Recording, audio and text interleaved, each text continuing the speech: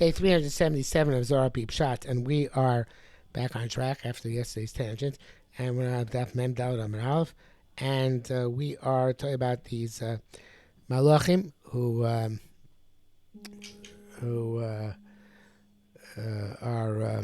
called here in Kadishin, but we'll see. We'll see in great detail. So he says, but the last timeline before that, final line to the bottom of Mem Daled Amud Aleph, they need tzaitin, these sparks, laton. They are flaming. So based on what we understood yesterday, Irin are malachim which carry out commands from above, which come from the Kadishin.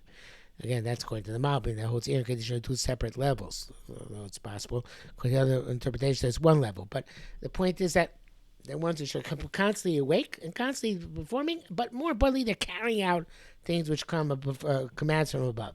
So when they're in that situation, they're in Kadishin. But in other situations, they're Ruchin. So I think Ruach means that they are Nukve. Right? Because there's Zim Nukve, Zim in Gurve, Zim in Ruchin, Zim in Kadishin. Ruach goes up and brings that from below what's going on, right? The Kaddish come from above, and they bring down what's coming down from above. So therefore, Zimir Ruchin, when they're Nukve, Zimir Kaddish, when they're Guvre. My timer begin the Kadiskal Chyusa B'Chyusa Kadmoa. So when is it even Kaddish? When this Chaya gets mixed with the Chaya Kadmoa, in other words, the Chaya above it. Migot kifu, because of this power, the strength, is calling because they connect with each other, right? And they get this shlichus down into this world. Nafkachani tzutzim lahato, there comes out the spark, which is a flame tadir constantly. Lo is dach alma, can't be extinguished. Why? Because this is something which, like we saw yesterday, the Xeris Irin, the Pisgama, the I forget the language was the Pisgama, the Irin, Xeris Irin, Pisgama, the Irin, whatever. The psak which comes from above, that is a psak, and it's never going to change. It's got to continue its flame until it completes the mission. The mission's got to continue. The V'shata ba'azla ba'asrayu, and it continues, and it flies around, and it goes to behind, and it follows the inu trei nitzotzin. Those two nitzotzin, these two nitzotzin could be that it's the Godfin, which you talked about in yesterday's discussion. The name is Shem Shmuel. The Avon hero, which is supposed to bring down into this world, and other aspects, dual aspects there are in its mission. Vahashin and Guvin, these are masculine. They're giving. They're not contingent on anything. They're constantly giving. They're doing the shlichus in the world. Now, I think this is like we find by the Shalmi, means that until they don't finish, they don't go out, right? Ad Misayme lo mizdake, right? Not ad Misayme, ad lo Misayme mizdake.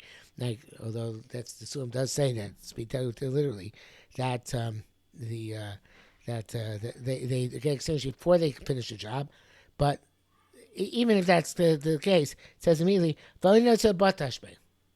so it could be, it means, it's the same thing, either means they don't go out because it's kind of the nitzos are above kicks them, makes them go on, or they do go out, but then they get reignited anyway, because the nitzos are above kicks them.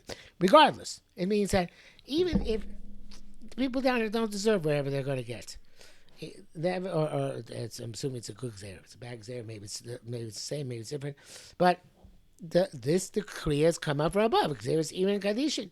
So therefore, there's nothing which can stop it. It constantly gets rejuvenated if it gets slack in its mission.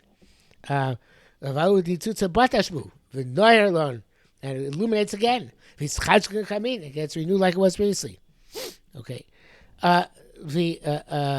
Being nukve, and those are nukve. V'azon shatan adlo mesayim mizarke. Those are nukva. No, they're different.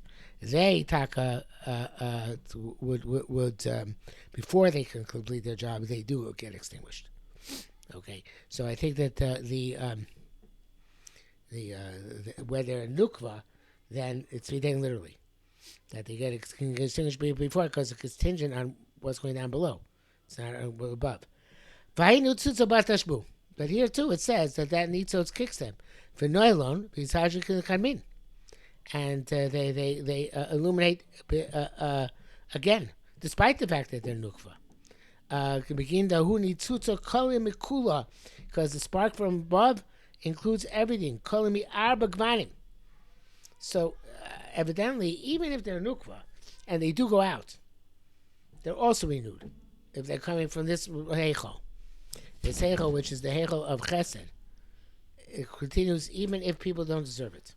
In other words, theoretically, if it's nukva and it's not worthy and it goes out, it should actually be extinguished, remain extinguished. No, it's not. It's not kamin. It's light like it was previously. Because all the gvanim, all the four colors combined here. Again, it changes to every color as mashpil and ever ashparas give. Rucha da is kal rucha achar kamran, and this ruach from below is included ruach from above. These chadron sheikhad they're both seen as one. Lokra chanin kadmoin, not like they were two. The kadi skal dabda when they connected lo ischaze barchad. You don't see each one separately. So there's the ruchas fused together. Even things that are nukva, which should be susceptible to being extinguished and remain extinguished, they don't. They become one with the ruach on top. V'achitz and train now. There are two of them connect together. V'kaim chavivusa, and they're in a state of chavivus, of engagement, of affection. Klila mikulu tatoi, including everything below. V'avro inu train inu chad. Even though it's two, it's one. So in other words, even though it's two and was nukva coming from below, when these malachim are served as a nukva, not as a guvra, so they're coming from below and they're connected with above. Still, because of the tremendous chesed which is going on here, evidently they come as one. It's chaz and train, b'kaim mekachavisu klilo mikulu tatoi, and you train inuchad, right? Especially ruchavis, ruchas and ruchas merge into each other. Schaz chavusa, and then they're seen in their affection. Klilam mikulo tata, they include everything, tatoi, everything below, and here that which is above. The do razir says the secret says shnei shadak shnei afarim tametzvia. The two breasts are like two. I forget what ofer is. It's a type of elegant animal of some sort. Tamei tzviyah, which are twins, and shoshanim, which are grazing together among the roses. Okay, so therefore there's this connection between the spirit below and the spirit above, and they graze together, so to speak. Okay, so and we can train ruchim mispash and dabe chavivusa contain when these two ruchas connect to each other with this preciousness, this affection. In this manner, is how echol ava. Then this hechel becomes uplifted. The whole hechel is it's not just chesed, which is one sided. It's ava, a love between the two symmetrical parts, from above and from below. Hechol de chimusa, hechel of ava. Hechol de koim to tadir, bikume, the hechol which is constantly sustaining, is ganis beroza de rozin. And it's hidden in the most hidden place. The mind started that bakabe for somebody who has to connect to it. Obviously, it's a very high point of connection. And here it's saying this. It says, "There, I will give you my love." Okay, we'll stop here for today. It's getting late.